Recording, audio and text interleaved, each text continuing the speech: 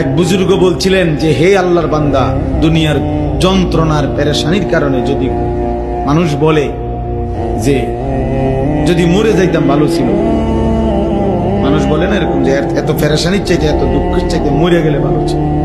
মহিলারা বেশি বলে, মহিলারা একবারে 19 থেকে 19.5 হইলে তা আমার মরণ আইয়ে না কা, আমি মরি না কা, আমার উপরে ঠাডা পড়ে না কা, আমার উপরে খোদার গজব পড়ে না কা, বেডির গজব বেডি নিজেই দেয়। মহিলাদের এই বদভ্যাস বেশি। হ্যাঁ, মানে মৃত্যু কামনা করে বেশি, বুঝেন নাই, মরণ কামনা করে বেশি।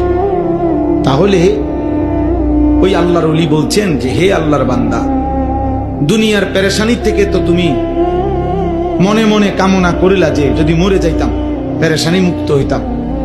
তিনি বলছেন হে আল্লাহর বান্দা, যদি কবরে গিয়ে কবরের আযাব শুরু হয় তখন তুমি ওই আযাব থেকে বাঁচবার জন্য এবার কি চাইবে?